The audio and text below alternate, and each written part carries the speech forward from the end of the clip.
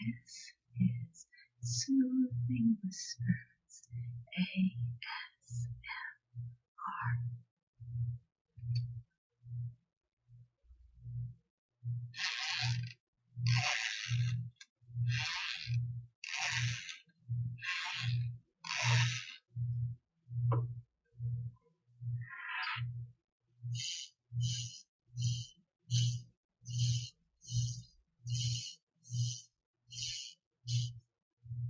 Tonight we're going to continue reading from Nesbit's The Book of Dragons.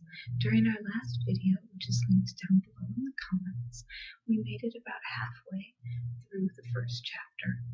To summarize what's happened thus far, Lionel, who's a very young boy, has been appointed king of a country, and unfortunately he began releasing creatures from a magic book. The first two of these creatures were very nice and calm. The third creature, however, was a dragon, and the dragon has been terrorizing his subjects. So now King Lionel is trying to decide what he's going to do in order to deal with this problem.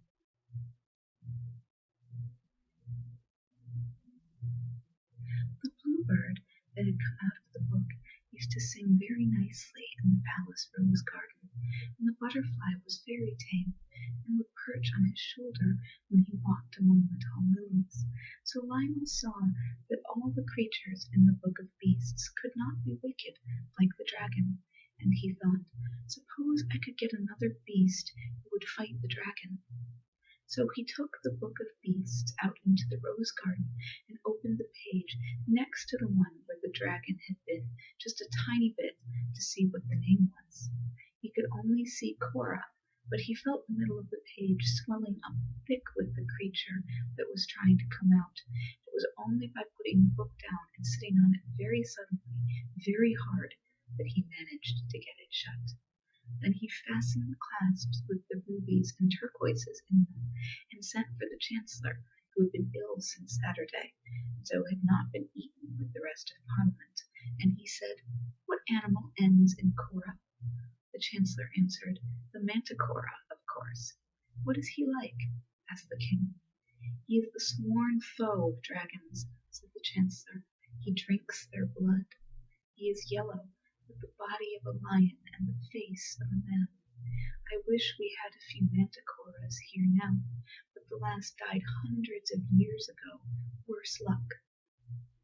Then the king ran and opened the book at the page that had Cora on it, and there was the picture, Manticora, all yellow, with a lion's body and a man's face, just as the chancellor had said, and under the picture was written, Manticora.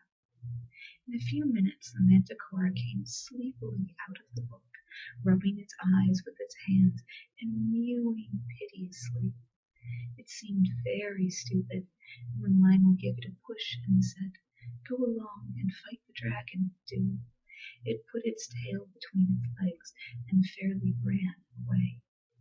It went and hid behind the town hall, and at night when the people were asleep it went around and ate all the pussy cats in the town. And then it mewed more than ever. And on the Saturday morning, when the people were a little timid about going out because the dragon had no regular hour for calling, the manticora went up and down the streets and drank all the milk that was left in the cans at the doors for people's teas, and then it ate the cans as well. And just when it had finished the very last little halfpenny worth, which was short measure because the milkman's nerves were quite upset, the red dragon came down the street, looking for the manticora.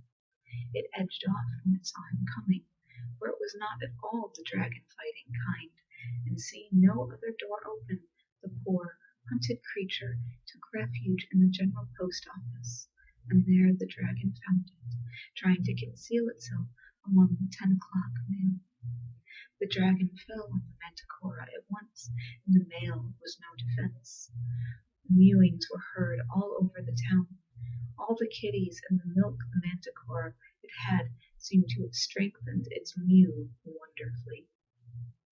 Then there was a sad silence, and presently the people whose windows looked that way saw the dragon come walking down the steps of the General Post Office, spitting fire and smoke, together with tufts of manticore fur and the fragments of the registered letters. Things were growing very serious. However popular the king might become during the week, the dragon was sure to do something on Saturday to upset the people's loyalty. The dragon was a perfect nuisance for the whole of Saturday, except during the hour of noon, and then he had to rest under a tree, or he would have caught fire from the heat of the sun. You see, he was very hot to begin with. At last came a Saturday when the dragon actually walked into the royal nursery and carried off the king's own pet rocking horse. Then the king cried for 6 days, and on the 7th he was so tired that he had to stop. He heard the blue birds singing among the roses and saw the butterfly fluttering among the lilies, and he said, "Nurse, wipe my face, please. I am not going to cry any more." Nurse washed his face and told him not to be a silly little king. "Crying," she said, "never did anyone any good yet." "I don't know," said the little king. "I seem to see better and to hear better now that I've cried for a week. Now, nurse, dear, I know I'm right, so kiss me in case I never come back. I must try to see if I can't save the people." "Well, if you must, you must," said nurse, "but don't tear your clothes or get your feet wet." So off he went. The blue bird sang more sweetly than ever, the butterflies shone more brightly, as Lionel once more carried the Book of Beasts out into the rose garden and opened it very quickly so that he might not be afraid and change his mind. The book fell open wide, almost in the middle, and there was written at the bottom of the page, "Hippogriff," and before Lionel had a time to see what the picture was, there was a fluttering of great wings and a stamping of hoofs, and a sweet, soft, friendly neighing, and there came out of the book a beautiful white horse with a long, long white mane and a long, long white tail, and he had great wings like a swan's wings, and the softest, kindest eyes in the world, and there he stood among the roses. The hippogriff rubbed its silky soft, milky white nose against the little king's shoulder. The little king thought, "But for the wings, you are very like my poor, dear, lost rocking horse." And the bluebird's song was very loud and sweet. Then suddenly the king saw coming through the sky the great straggling, sprawling, wicked shape of the red dragon, and he knew at once what he must do. He caught up the Book of Beasts and jumped on the back of the gentle, beautiful hippogriff, and leaning down he whispered in the sharp white ear, "Fly, dear hippogriff, fly your very fastest to the pebbly waste." And when the dragon saw them start, he turned and flew after them, with his great snowy wings flapping like clouds at sunset, and the hippogriff's wide wings were snowy as clouds at moonrise. When the people in the town saw the dragon fly off after the hippogriff and the king, they all came out of their houses to look, and when they saw the two disappear, they made up their minds to the worst, and began to think what they would wear for court mourning. But the dragon could not catch the hippogriff. The red wings were bigger than the white ones, but they were not so strong, so the white-winged horse flew away and away and away, with the dragon pursuing, till he reached the very middle of the pebbly waste. Now the pebbly waste is just like the parts of the seaside where there is no sand, all loose, all round loose, shifting stones, and there is no grass there, and no tree within 100 miles of it. Lionel jumped off the white horse's back in the very middle of the pebbly waste, and he hurriedly unclasped the Book of Beasts and laid it open on the pebbles. palace.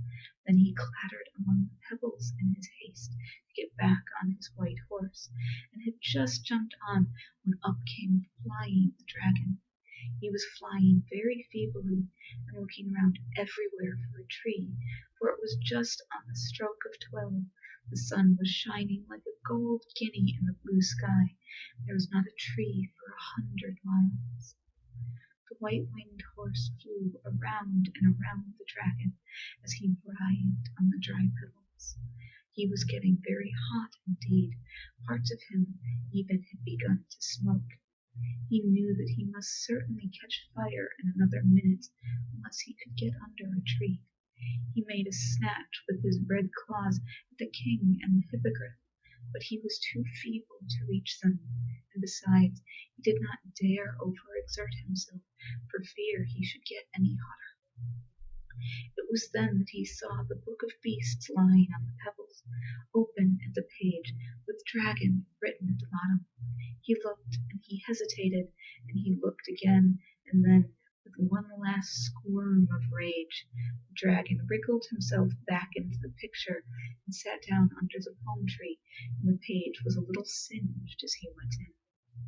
As soon as Lionel saw that the dragon had really been obliged to go and sit under his own palm tree because it was the only tree there, he jumped off his horse and shut the book with a bang.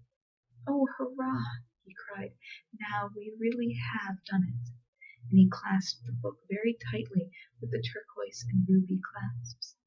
"Oh, my precious hippogriff," he cried, "you are the bravest, dearest, most beautiful—" "Hush," whispered the hippogriff modestly. "Don't you see that we are not alone?" And indeed there was quite a crowd round them on the pebbly waste, the Prime Minister, and the Parliament, and the soccer players, and the orphanage, and the manticora, and the rocking horse, and indeed everyone who had been eaten by the dragon. You see, it was impossible for the dragon to take them into the book with him. It was a tight fit even for one dragon, so of course he had to leave them outside. They all got home somehow, and all lived happily ever after. When the king asked the manticora where he would like to live, he begged to be allowed to go back into the book. "I do not care for public life," he said. Of course, he knew his way onto his own page, so there was no danger of his opening the book at the wrong page and letting out a dragon or anything. So he got back into his picture and has never come out since. That is why you will never see a manticora as long as you live, except in a picture book. And of course he left the kitties outside, because there was no room for them in the book, and the milk cans too. Then the rocking horse begged to be allowed to go and live on the hippogriff's part of the book. "I should like," he said, "to live somewhere where dragons can't get at me."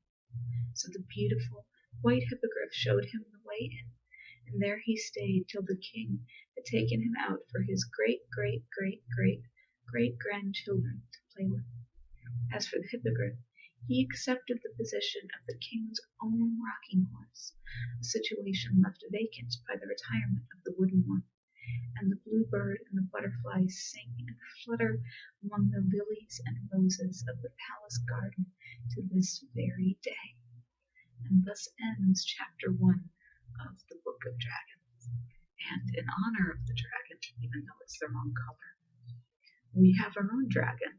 Unfortunately, it's metal, so it won't be eating anyone. At least, I hope not.